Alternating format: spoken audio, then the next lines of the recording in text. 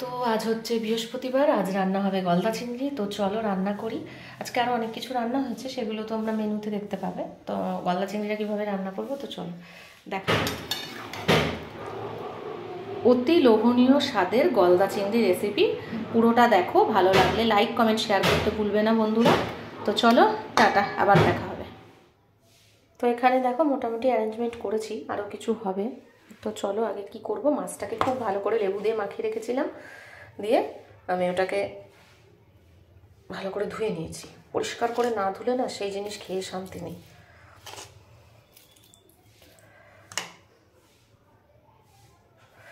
তো এবার এটাকে খুব ভালো করে মাখিয়ে নেব। এত ভালো করে ধুয়েছি মানে একটু আর ময়লা নেই। আমাদের বাড়িতে ওর বাবা, আমার মেয়ে দুজনেই ভীষণ গলদা চিংড়ি ভালোবাসে, আর আমি আর আমার শাশুড়ি মা সব কিছুই খাই। আমাদের জন্য আলাদা কিছু আমরা করি না। তো সবার আগে আমি মাছটা ভেজে নেব, সেই কারণে তেল দিয়ে দেবো কড়াইয়ে। তো চলো মাছ ভাজতে থাকবো, তেল গরম হোক। তো এবার মাছগুলো এক একটা করে ছেড়ে দেবো, দিয়ে ভেজে নেবো। বেশি কড়া করে ভাজবো না, হালকা করে ভাজবো। তো চলো মাছগুলো সব ভেজে নিই, তারপর আবার দেখা হচ্ছে। তো প্রথমেই আমি মশলার জন্য পেঁয়াজ, আদা, রসুন পেস্ট করে নেব, আর তার সাথে কাঁচা লঙ্কা দিয়ে দেবো। তো চলো এটা আগে পেস্ট করি। তো বন্ধুরা দেখো, সব মাছগুলো আমার ভাজা হয়ে গেছে। তো এবার আমি মাছগুলো, মশলাগুলো সব মানে কষিয়ে রান্নাটা করব। তো চলো দেখতে থাকো, ভালো লাগবে কিন্তু, দারুণ স্বাদ হয়। তো কড়াইটা আমি একবার ধুয়ে নিয়েছি মাছটা ভেজে, এরপর পরিমাণ মতন তেল দিয়ে দেবো। দেখো এখানে মশলাতে যে মশলাটা করেছি তার সঙ্গে হলুদ আর কাশ্মীরি লঙ্কার গুঁড়ো দিয়ে দিয়েছি। এবার আমি মশলাটা এই তেলের মধ্যে দিয়ে দেবো। এইবার দেখো মশলার বাটি ধুয়ে একটু জল দিয়ে দিয়েছি। এবার এটাকে আমি কষাতে থাকবো, ঠিক আছে। এর মধ্যে দিয়ে দেবো একটু নুন,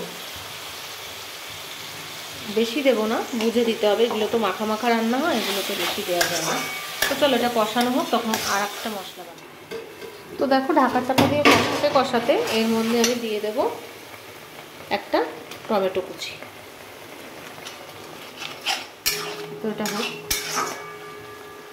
কেটেছি না ছুরি দিয়ে, তো হাতে করে নিয়ে ওই জন্য মানে চালানো হয়নি, হয়ে যাবে কষানোর সাথে গলে যাবে। তো চলো ঢাকা চাপা দিয়ে এবার এদিকে আর একটা মশলা বানাই। তো এখানে দেখো ওই মশলার বাটিটাই বানাবো। একটা কাঁচা লঙ্কা, আর এখানে সর্ষে, পোস্ত বেশি করে, সর্ষে অল্প 1 চামচ মতন, আর এখানে নুন দিয়েছি, জল দিয়ে দিলাম। এবার জল দেবো, মশলাটার মধ্যে ঢেলে দিলাম। এবার একটা পেস্ট বানিয়ে নিই। তো দেখো বন্ধুরা এখানে মশলাটা কষানো হয়ে গেছে। এবার দিয়ে দেবো কোরানো নারকেল। নারকেল দিয়ে খুব বেশি পেস্ট করবো না, 2-1টা ঘোরানো দিয়ে বন্ধ করে দেবো। তো দেখো বন্ধুরা খুব ভালোভাবে কষে তেল বেরিয়ে গেছে। এবার নারকেল দিয়ে মশলাটা যে ঘুরিয়ে রেখেছিলাম এটা এর মধ্যে,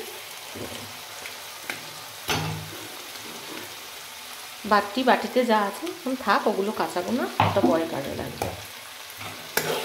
এটা কষানো হয়।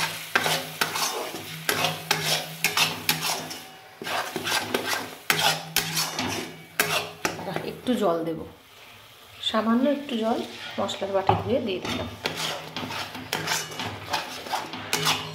এবার এটাকে ঢাকা চাপা দিয়ে কষাতে থাকবো।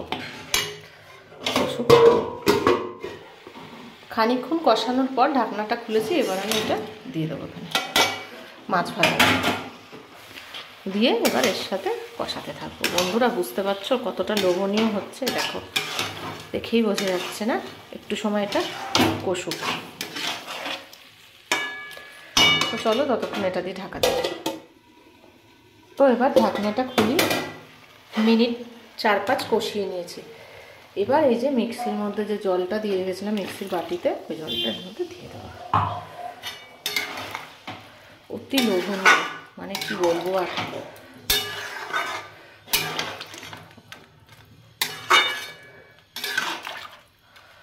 তো চলো এটা এবার ফুটুক, ঢাকা চাপা দেবো।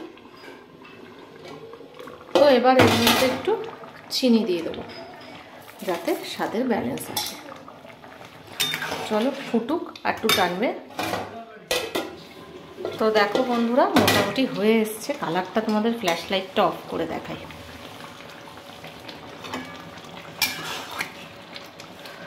এইবার যেটা করবো সেটা হচ্ছে আর দুটো জিনিস দেবো, তাহলে এবার রান্না হয়ে যাবে।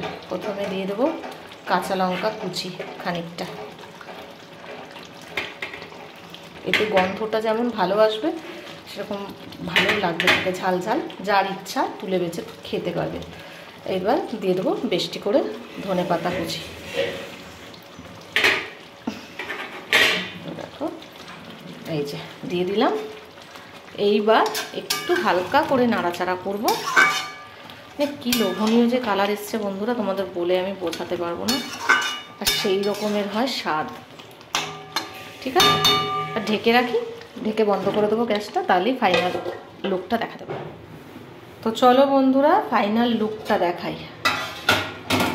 ভিডিওতে না সেই কালার দেখানো যায় না যেটা আমি সামনে দেখতে পাই, তবু তোমাদের যতটা পারলাম দেখালাম। ফ্ল্যাশ লাইট দিয়ে একটু দেখিয়ে দিই। দুর্দান্ত হয়েছে।